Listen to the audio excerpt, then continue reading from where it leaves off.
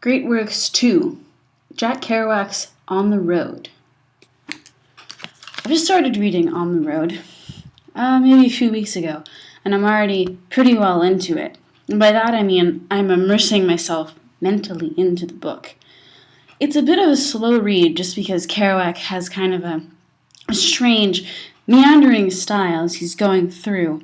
The way he tells the story is so relaxed, I think is a good word. He talks about meeting people, and it isn't like, oh yeah, we met and we shook hands. It's like, I saw him across the room and he had this relaxed gaze and these sloping shoulders and a thin frame. Or he compares people to movie stars that I've never heard of and I have to look them up. So it's taken me a while to really ease into the writing. But so far, I find it to be fascinating. I've talked to a lot of people about On the Road, and the general consensus is that On the Road is a real journey into yourself. It's like as he goes across from east to west in the United States, he's learning about himself, and when you read it, you're learning about yourself. So I can't wait to really dig into that. But On the Road is Kerouac's best known work, as far as I know. I'm pretty sure that's true. Let's see, Kerouac, On the Road. I said earlier that Kerouac's first book was Town and City, which is about his family. It took him a long, long time to write On the Road, which I learned from the introduction to the book, which I read, and it was very interesting. It's actually the first introduction to a book that I've ever read, and I really enjoyed it. I should do that more often. But his characters, Dean and Sal Paradise. He is Sal Paradise, and Dean is, oh gosh, I don't remember. Here we go. Kerouac said that it was done in a spontaneous style, not written according to the aesthetic of spontaneous prose, which he did not develop until several months after the novel was finished. On the Road. Neal Cassady. Neal Cassady is Dean. Neal Cassady's friend is Dean. And Neal sounds absolutely just, wow, I really want to meet Neal, of course. I'm pretty sure he's dead. But if he wasn't, I think we would be friends. Although he would be really old, so maybe not. Possible. I love the way he talks about sex in the book. It's like this strange allusion to something maybe not greater, but it's like a further on type of thing. You know, sex isn't just getting it on. Sex is like this godly, ornamental, I don't know the word yet. I'm still trying to find out. Maybe the further I read into the book, I'll figure out what it is for him. For Dean, sex is the one and only holy and important thing in life. And it isn't like because he has a huge sex drive. It's because sex is like art almost. Sex is exercise, just like dance is. Dance is just an expression of sex, and wrestling is just the violence in sex expressed through sport. Sex, it's a pretty great thing. And it's a really big subject in the book, because it's a big subject all the time. It's all that anyone ever thinks about. But another big topic in the book, obviously, traveling and music, singing, things that people have in common. Dean believes that what a great bop musician does is fill empty space with the substance of our lives. Suddenly, in the middle of a chorus, he gets it. Something happens in the music and everyone understands. Time stops, and it is no longer the tune that counts, but it. It. This great it that the beats are always searching for.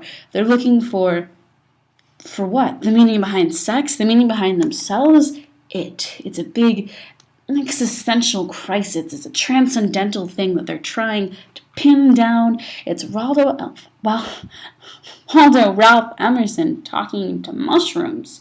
It's it, like The Doubtful Guest. Edward Gorey's The Doubtful Guest is the only short story that never uses a pronoun for anyone except it. It is the doubtful guest. It is what the beats are searching for. The road and bop are Sal's primary ways of escaping bureaucratized America. But his greatest moment of transcendence occurs when, seeing a woman sitting in a San Francisco restaurant, he senses that she was his mother in a former life and stops, frozen with ecstasy on the sidewalk. How strange is that? Wow, he just sees someone and thinks, she was my mother in a former life.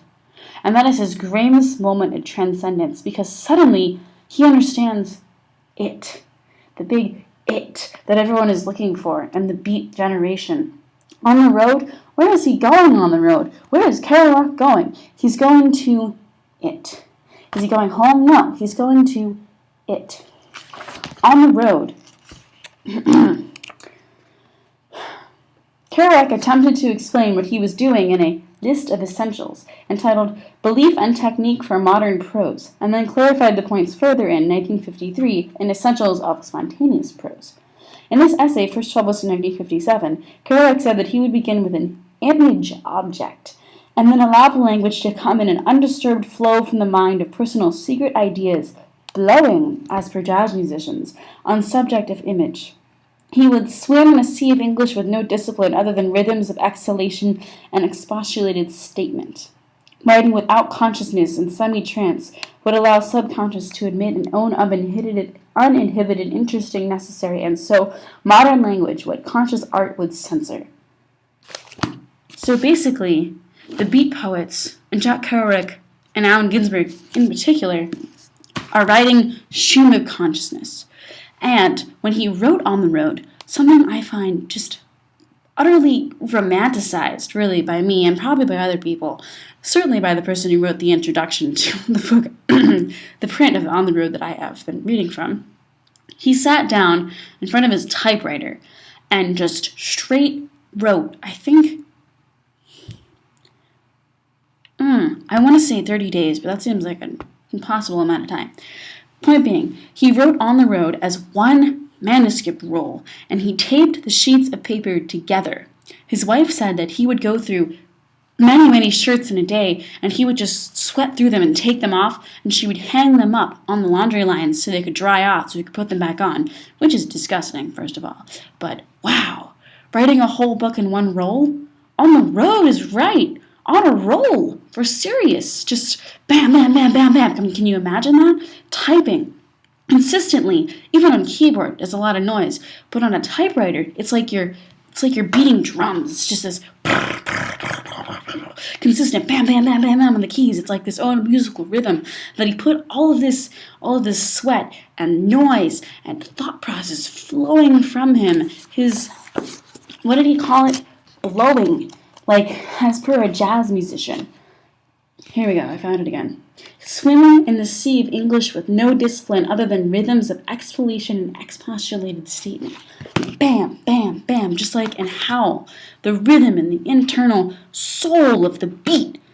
Beat, for me, beat means drumming. It means bum, bum, bum, bum. It's this heartbeat in your chest. Thumping, thumping, thumping. Imagine how fast Kerouac's heart must have been racing as he was typing. Bam, bam, bam, bam, bam. On the Road.